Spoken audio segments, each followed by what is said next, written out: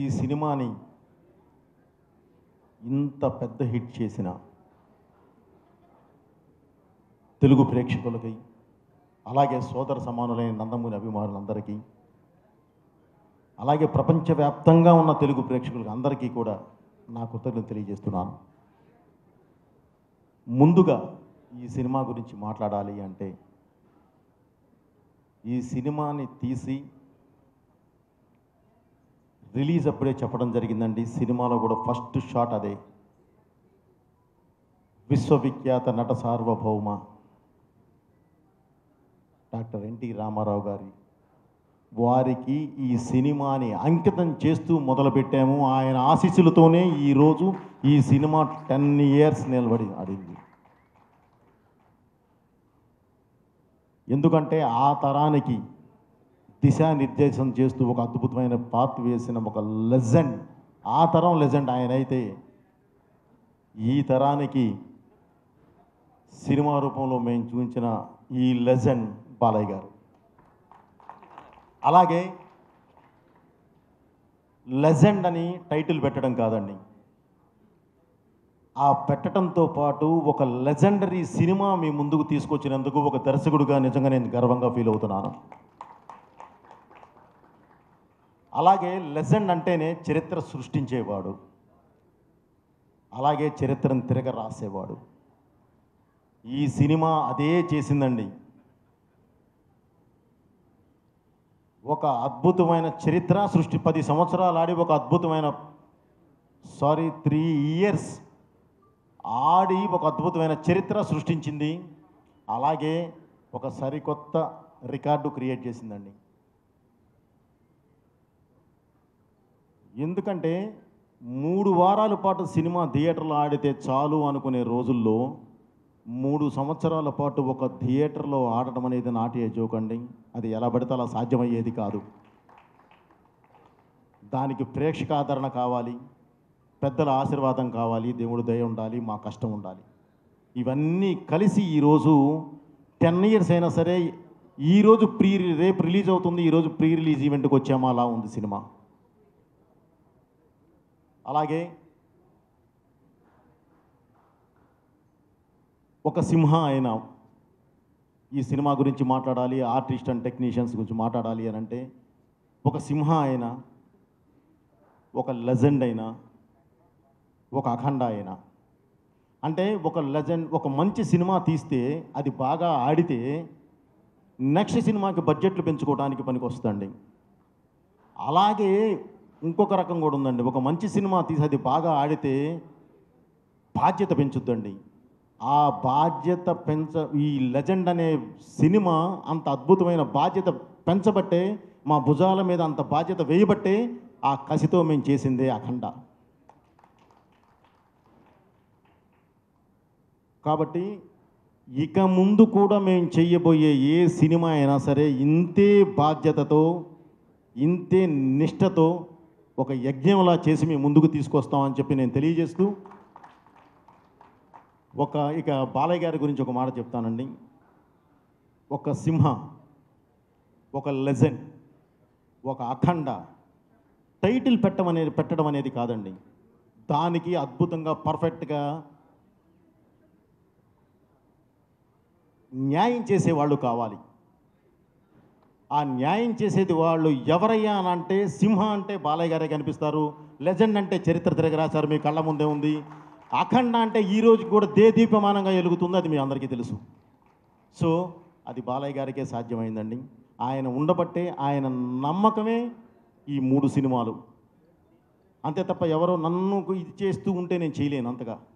So ఆయన నమ్మకమే ఈ 3 సినిమాలు. థ్యాంక్ యూ బాబు. మన రిలేషన్ ఎప్పుడు ఇలానే ఉండాలి, ఇలానే ముందుకు వెళ్ళాలి. మనం చేసే ప్రతి సినిమా ప్రేక్షకుల ముందు తీసుకొచ్చి ఇలానే ప్రతి సంవత్సరాలు మనం జరుపుకోవాలి. సింహ త్వరలో 15వ సంవత్సరం నిండుతుంది బాబు. అలాగే ఈ సినిమాకి పనిచేసిన, ఈ సినిమాలో చేసిన ప్రతి ఆర్టిస్టు, అంటే సోనాల్ చౌహాన్, థ్యాంక్ యూ మా. ఎక్కడో స్విట్జర్లాండ్లో ఉండి, తను వేరే షూట్లో ఉండి, లేదమ్మా ఇది 10 years ఆడిందంటే, సార్ నా ఫస్ట్ తెలుగు సినిమా నేను కంపల్సరీ నేను వస్తున్నానని చెప్పి పరిగెత్తుకుంటూ వచ్చింది ఆ అమ్మాయి. ఈరోజు నిజంగా అందరూ అప్లాజ్ చేయాలి. అలాగే ప్రతి ఆర్టిస్టు రాధిక ఆప్టే, అలాగే పెద్దవారు మన ఆ గ్రాండ్ మా క్యారెక్టర్ చేసిన వారు ఎక్కడున్నా సరే ఆమె ఆత్మ సాధించాలని కోరుకున్నాను. ఎందుకంటే వారు లేరు, అయినా సరే వాళ్ళని తలుచుకోవాల్సిన అవసరం ఉంది మనకి.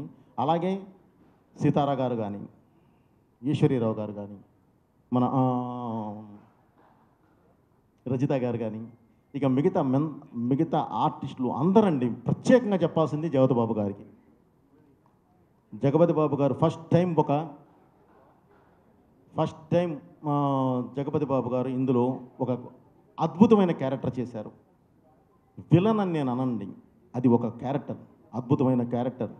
ఆ క్యారెక్టర్ చేసి ఈరోజు మీరు చూస్తూ ఉంటే ఎలా ఉన్నారంటే అలా ఉన్నారు. అప్పటి వరకు ఒక షేడ్లో కనిపించిన ఆయన ఈ సినిమాలో కనిపించిన విధానం చూసి అందరూ చాలా హ్యాపీగా ఫీల్ అయ్యారు, షాక్ అయ్యారు.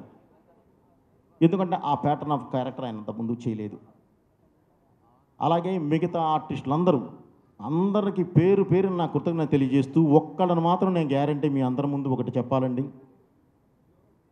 చలపతిరావు బాబాయ్ ఎప్పుడు నా ప్రతి సినిమాలో ఉంటూ బిడ్డ అంటూ ఉండే ఒక మంచి వ్యక్తి. ఆయన అకాలంగా ధనామని ఆయన శివైక్యం జరగడం జరిగింది. ఆయన ఎక్కడున్నా ఎప్పుడు బాబాయ్ మేము బిడ్డలమే, మేము ఎప్పుడు ఇలానే ఉండాలి, మా ఎదుగులు నువ్వు చూస్తూనే ఉంటావు అని ఆయన తెలియజేస్తూ, ఇక టెక్నీషియన్స్, ఈ సినిమాకి పనిచేసిన ప్రతి టెక్నీషియన్ అంటే మెయిన్ నా కళ్ళు అంటే నా కెమెరామెన్ రాంప్రసాద్ గారు, అలాగే నాకు ప్రతిదానికి ఎప్పుడు అండగా నిలబడే ఆర్ట్ డైరెక్టర్ ప్రకాష్ గారు, నేను చేసిన సినిమాకి పర్ఫెక్ట్గా న్యాయం చేస్తూ అద్భుతంగా శ్రావ్యంగా ప్రేక్షకుల ముందుకు తీసుకొచ్చే నా మ్యూజిక్ డైరెక్టర్ దేవిశ్రీ గారికి, యాక్చువల్లీ తను రావాల్సిందండి, తను ఈరోజు రాలేకపోయాడు. అలాగే మిగతా మన ఎడిటర్, నేను సినిమా తీసి ఒక రూమ్కి తీసుకెళ్ళిన తర్వాత, ఎడిటింగ్ రూమ్కి తీసుకెళ్ళిన తర్వాత దాన్ని ఒక పద్ధతిగా ఒక సిస్టమ్ ప్రకారం దాన్ని ఒక దీనిలో తీసుకొచ్చే నా ఎడిటర్ చంటి గారికి, అలాగే మన తమ్మిరాజు గారికి, అలాగే ఈ మేనేజర్స్ నా దీనికి పనిచేసిన ప్రతి మేనేజర్కి, నా డిపార్ట్మెంట్ డైరెక్షన్ డిపార్ట్మెంట్ అందరికీ కూడా ఈ సినిమాలో పనిచేసిన ప్రతి ఒక్కరికి పేరున నా కృతజ్ఞత తెలియజేస్తూ, ఇక నేను మాట్లాడాల్సింది నా ప్రొడ్యూసర్స్. సినిమా తీయటం అంటే ఆషామాషి కాదండి, దాన్ని ఎంతో నిష్టతో నియమంతో చేయాలి. ఆ చేసే ప్రాసెస్లో మేము సెకండ్ సినిమా కాబట్టి చాలా గట్టిగా వెళతాం. ఆ వెళ్ళేదానికి నాకు కావాల్సింది నేను చూసినదైనా గ్లాస్ వాళ్ళదే, గ్యారంటీ వాళ్ళు గట్టిగా నిలబడాలి. అలా గట్టిగా నిలబడిన వాళ్ళే నా 14 రీల్స్ అండ్ వారాహి చలనచిత్రం. 14 రీల్స్